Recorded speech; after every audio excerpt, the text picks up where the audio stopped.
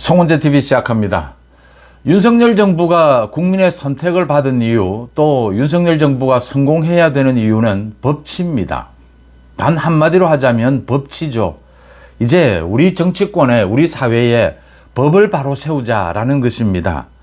그걸 많은 국민들이 기대하고 있는데, 이재명을 비롯해서 민주당, 이재명을 비호하는 사람들, 윤석열 정부 성공을 방해하는 사람들은 이 법을 우습게 알고 있다. 아직도 법치가 왜 필요하냐, 법치라는 것이 무엇인지 의미를 정확하게 모르고 있다라고 하는 점입니다. 법치가 되어야 정치도 된다.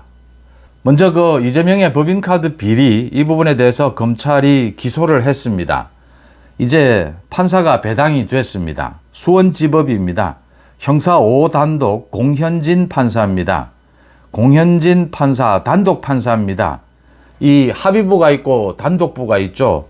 이 단독부는 한 명이 재판을 하는 것입니다. 공현진 판사는 대북송금 관련해서 현근택입니다. 이 이화영의 대북송금, 이 변호사를 맡았던 현근택이 재판 기록을 유출한 혐의로 재판을 받고 있습니다. 이 현근택에 대해서 이 재판을 이 공현진 판사가 맡고 있습니다. 그래서 대북송금 사건도 알고 있고, 이 이재명에 대한 각종 비리에 대해서 상당히 어느 정도 이 정보를 가지고도 있습니다. 이재명, 그 다음에 이재명의 비서실장, 또 배소현, 이 세 사람입니다. 업무상 배임 혐의입니다. 합의부로 배당을 하느냐, 단독부로 배당을 하느냐, 이건 1년 이상의 징역형이 예상이 되느냐, 그렇지 않느냐, 이 차이로 합의부, 단독부로 배당을 합니다. 이렇게 배당이 되었다라고 해서 1년 이하의 징역형만 나오는 것은 아닙니다. 전체적으로 이렇게 사건을 배당하는 방식이다라는 것이고요. 이건 이제 추첨식으로 이렇게 사건을 배당을 합니다. 그 다음 서울중앙지법입니다. 오는 위증교사, 25일 위증교사 재판을 1심 선고를 하게 될 김동현 부장판사, 이건 합의부입니다. 3명의 판사입니다. 재판장이 김동현 부장판사입니다. 위증교사도 1심 선고를 생중계하지 않겠다라고 오늘 결정을 했습니다. 역시 내용은 이 법리에 따라서 공익과 사익이 있는데, 이재명은 반대를 하고 있고 피의자는 이제 국민의힘을 비롯해서 많은 시민사회단체에서는 이 생중계를 해달라라고 요청을 한 셈입니다. 선거법 위반과 마찬가지의 경우였습니다. 이재명의 경우에는 이게 야당 대표이고 또 국정에 관계되었다라고 보다는 위증교사, 이 개인적인 이 파렴치범입니다. 그래서 생중계는 하지 않겠다라고 발표를 했습니다. 이걸 가지고 또 이 생중계 하지 않는 것, 이 선거법 위반 때도 마찬가지입니다. 선거법 위반 때도 생중계를 하지 않겠다라고 결정이 되니까 이걸 가지고 또 재판에 영향을 미칠 것이다. 이렇게 재판부가 생중계하지 않겠다라고 했기 때문에 이 중형이 예상이 된다. 아니다. 아주 가벼운 형이 예상이 된다. 주로 중형입니다. 주로 보수 쪽의 이 정치평론가들, 유튜브가 그런 주장을 또 하고 있습니다. 이번에도 마찬가지입니다. 이 위증교사 생중계하지 않겠다라고 하니까 중형이 예상되는 것이다. 이런 또 전망을 하는 사람이 있습니다. 거듭 말씀을 드리지만 이 생중계를 하느냐 하지 않느냐의 기준은 법익입니다. 사익이냐 공익이냐. 이재명의 선거법 위반과 위증교사의 기준은 이재명이 저지른 이 범법 증거, 법리입니다. 기준이 다릅니다. 아무런 관련이 없습니다. 같은 재판부에서 결정을 했다라고 해도 이 기준이 다릅니다. 그러니까 이런 주장을 하는 것이 법치를 이해하지 못하고 있는 것이다 라는 겁니다. 이런 주장을 만약에 하면, 보수 쪽에서도 이런 주장을 하면 이게 개딸과 같은 논리입니다. 개딸들이 매일 주장하는 것이 이재명이 죄가 없답니다. 증거도 법리도 필요 없습니다. 그냥 이재명이니까, 민주당의 대표니까 죄가 없답니다. 이재명이 죄가 있는지 없는지는 법리와 증거에 따라서 법치로 다스릴 부분입니다. 이런 황당한 논리에 흔들리지 않는다라고 하는 겁니다. 어느 진영이든 황당한 논리를 이야기하는 것은 법치에 어긋나고 이재명을 처벌하는 데 도움이 되지 않는다라고 하는 점이죠. 이재명이 예뻐서 또는 미워서 뭐 이재명이 꼴보기 싫어서가 아니고 이재명이 범법을 저질렀기 때문에 이재명이 죄를 저질렀기 때문에 처벌을 해야 하는데 이재명이 밉다고 중형이고 이재명이 예쁘다고 뭐 가벼운 형이 아닙니다. 법에 있는 대로 공정하게 법치에 따라서 처벌하겠다라고 하는 이것이 법치고 이것이 보수가 생각하는 국정 운영의 방향이 아니냐라는 점입니다. 어느 쪽이든 황당하게 근거도 없는 논리를 가지고 주장하는 것은 맞지 않다. 그 부분은 전혀 도움이 되지 않는다라는 부분을 지적해 두고요. 이게 생중계 부분이 박근혜 이명박 전 대통령 때는 생중계가 됐습니다. 신진호 부장판사가 먼저 수원지법에서 그 대북송금, 이재명의 대북송금 사건에 대해서 지금은 재판 준비 기일입니다. 공판 준비 기일. 그런데 이 시민단체에서 생중계 해달라고 요청이 있으니까 지금은 이건 선고도 아니고 준비 기일이다. 요건에 맞지 않는다. 생중계하지 않는다라고 결정을 했습니다. 한성진 부장판사도 선거법 위반 생중계는 하지 않겠다라고 결정을 했습니다.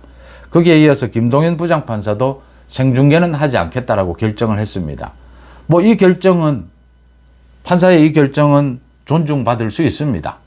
저는 이 공익을 더 우선해서 이재명의 경우에도 생중계 할 수 있다라고 생각하는데 뭐 이재명의 개인적인 법익을 우선해서 생중계 결정을 하지 않을 수도 있습니다.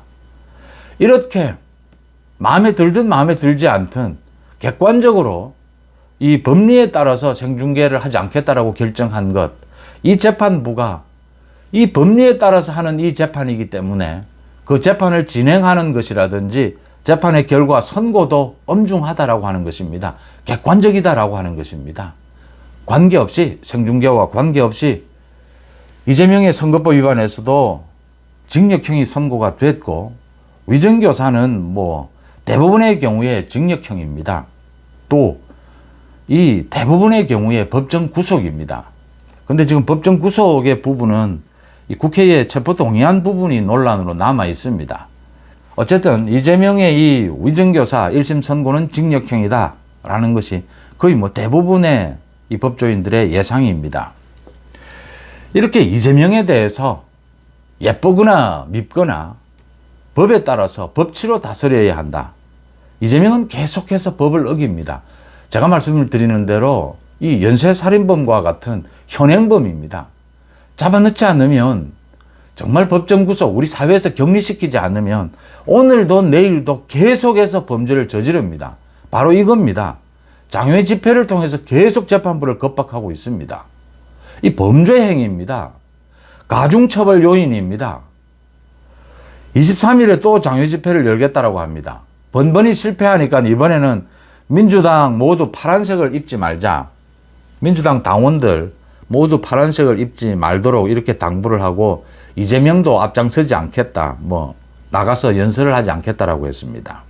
민주당 당원들을 비롯해서 동원된 뭐 시민단체 이런 사람들이 아니고는 일반 국민은 아무도 참여를 하지 않는 겁니다. 그러니까 지금 대책이라고 내놓은 것이 자기들이 일반 국민들처럼 파란색 옷을 입지 않고 이제 일반 국민들처럼 행세하겠다. 이게 지금 대책입니다. 궁여지책이죠. 이러지 말고 장외 집회를 하지 않는 것이 맞고 이재명의 그 재판에도 장외 집회를 하지 않는 것이 그래도 좀 도움이 될 겁니다. 장외 집회를 하면 할수록 이건 가중처벌 요인입니다. 지금 범법을 저지르고 있는 것입니다. 법을 위반하고 있는 것이죠. 법치를 우습게 알고 있는 것입니다. 장외 집회 성공하지도 못하니까 이제 뭐 파란 옷도 입지 말고 일반 국민들처럼 보이자. 이런 꼼수 부리지 말고 장외 집회를 하지 않는 것이 맞습니다. 지금 말씀드렸다시피 신진호 부장판사에서 한성진 판사, 김동연 판사 이렇게 쭉 이어지는 흐름이 있지 않습니까? 이 분위기가 있지 않습니까? 사법부가 바뀌었다라고 하는 겁니다. 판사들이 이재명의 그동안의 사법 방해를 보면서 고개를 절레절레 흔들고 있는 겁니다. 이건 용서할 수 없다. 판사도 다 성향별로 다를 수 있습니다. 이 증거와 증거를 해석하는 방법도 다르고 적용하는 법리도 다를 수 있습니다. 그런데 지금 대한민국의 3,000명의 판사들이 공통된 인식은 이재명의 사법 방해는 용서할 수 없다. 사법부 협박은 용서할 수 없다. 여기에 휘둘릴 수는 없다. 이 부분은 공통된 것입니다. 그게 지금 신진우에 이어서 한성진, 김동현으로 이어지고 있다라고 하는 것입니다. 이재명은 지금 자기 죽을 자리를 찾는 것일 뿐입니다. 이런데도 지금 장외 집회를 계속하겠다. 이 정치적으로 계속 몸부림을 치겠다. 자신의 재판에는 불리해도 민주당의 당대표직은 유지하기 위해서는 이게 필요하다라고 판단하는 겁니다. 문제는 이런 이재명을 비호하는데 민주당뿐만이 아니라 홍준표입니다.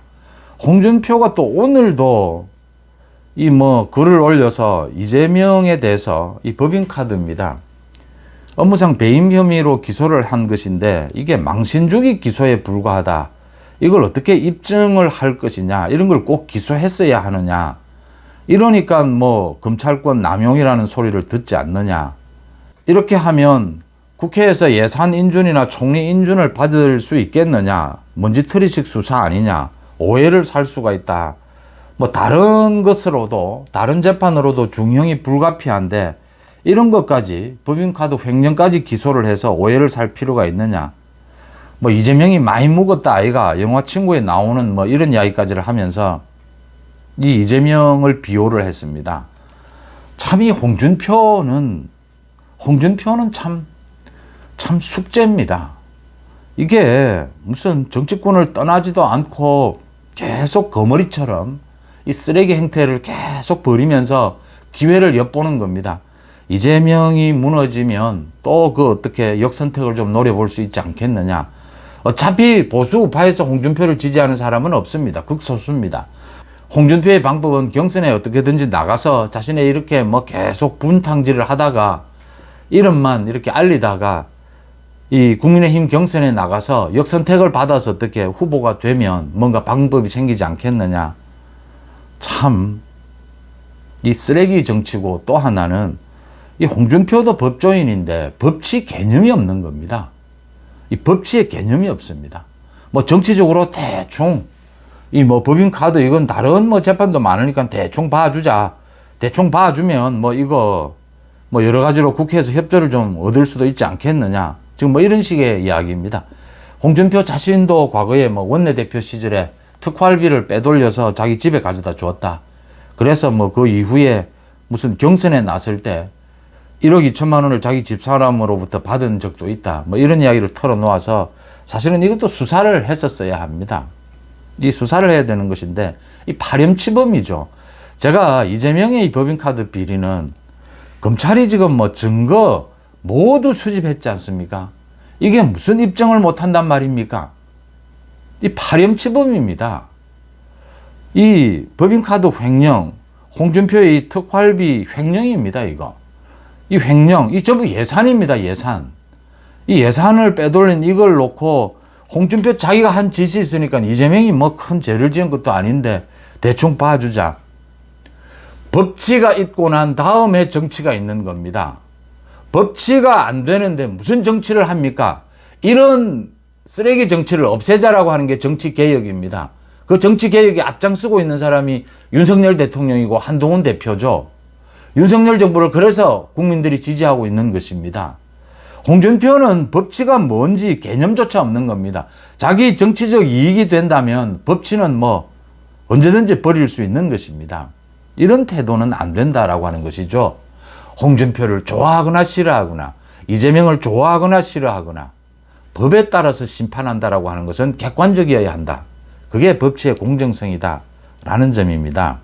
그 다음 이재명의 이런 1심 선고가 내려지고 지금 문다혜입니다. 문다혜 특혜 취업 또 불법 임대 이런 것과 관련해서 경찰의 소환이 남아있고 검찰의 기소가 남아있고 소환을 했는데 문다혜는 검찰 소환에 응하지도 않고 김정숙에 대해서 소환장을 어제 보냈습니다. 전주지검입니다. 김정숙을 왜 소환하느냐 또 뭐 일부 친문 의원들이 반발하고 이러는데 김정숙도 소환을 해야죠. 참고인으로 소환을 하게 될 겁니다. 결국은 문재인을 소환해야 하는데 이런 상황에서 문재인이 어제 뭐 자신의 페이스북에 고양이하고 놀고 고양이하고 뽀뽀하고 있는 이런 사진을 올렸습니다. 그래서 민주당에서는 또 개딸들이 발끈하고 문재인이 이럴 수 있느냐, 지금 뭐 이재명 1심 선고를 조롱하는 것이냐 이런 반응들인데, 그것보다 저는 문재인이 지금 검찰의 수사를 조롱하고 있습니다. 윤석열 정부의 법치, 검찰의 법치를 조롱하고 있습니다. 문재인은 지금 북한과 중국의 사드 배치와 관련된 2급 비밀을, 이 비밀 문서를 이 국방부 실무자들, 청와대 실무자들이 모두 반대하는데도 이 2급 비밀을 흘렸습니다.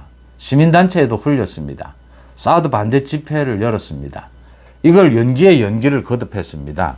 그런 내용도 드러나고 자신의 문다혜 이 소환, 김정숙도 타지마할이나 이 소환이 남아 있습니다. 이 문다혜 건 아니어도 이 문재인 정권 때의 각종 비리가 이렇게 날마다 터져 나오는데도 이걸 지금 조롱하는 겁니다.